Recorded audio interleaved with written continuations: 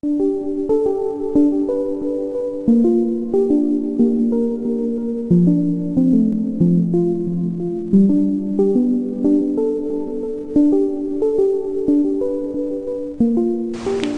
compétitivité mondiale fait rage à tous les niveaux, entre les États, les régions, les entreprises, mais aussi les PME-PMI.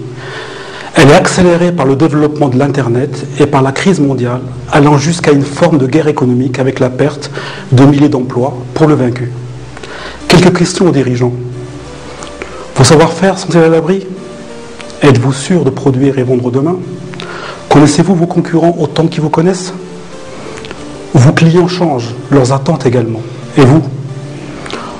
On a toujours quelque chose à apprendre des autres. Pratiquez-vous le benchmarking? De nouveaux marchés s'offrent à vous. Et pour combien de temps? Savez-vous ce que votre entreprise produira dans 5 et 10 ans?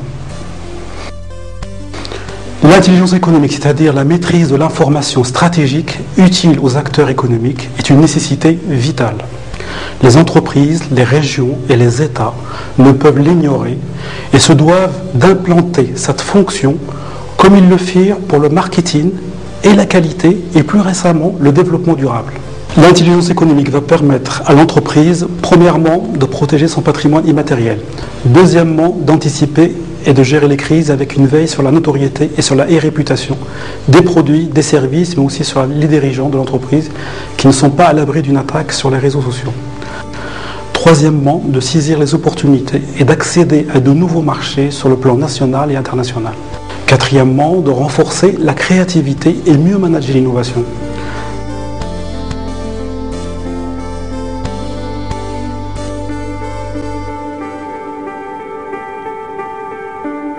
Cinquièmement, de faire aboutir ces projets en pratiquant l'influence et le lobbying.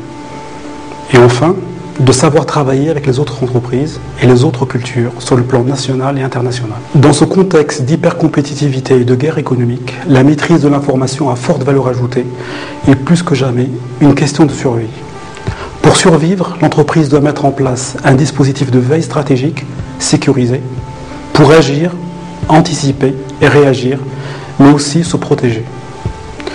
L'entreprise doit tout d'abord définir les enjeux stratégiques pour mieux définir ses besoins en information.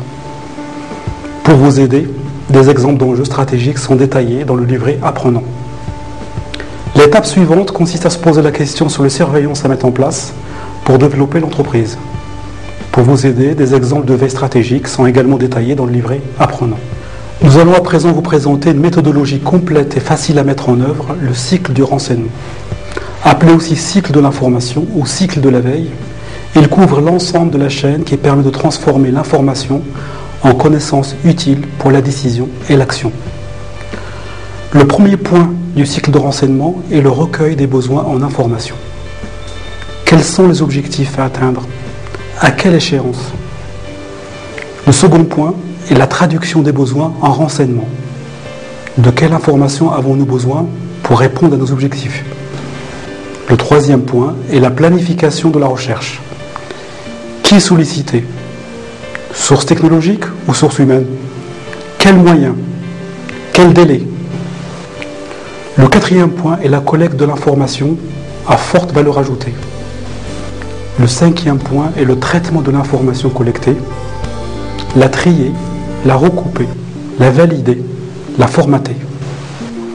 Le sixième point est l'analyse de l'information collectée. Quels experts consulter? Comment croiser les compétences et confronter les points de vue? Le septième et dernier point est la diffusion de la connaissance produite par le cycle du renseignement. À quel destinataire? Comment mémoriser ces informations pour les capitaliser? Pourrons-nous les retrouver facilement?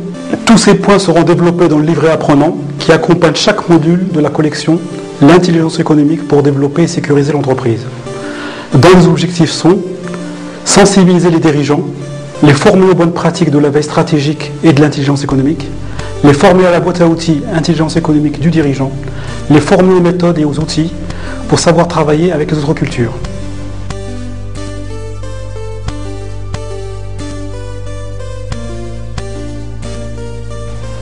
Et les accompagner pour la mise en place d'un dispositif de veille stratégique au cœur de chaque entreprise. Bonne formation.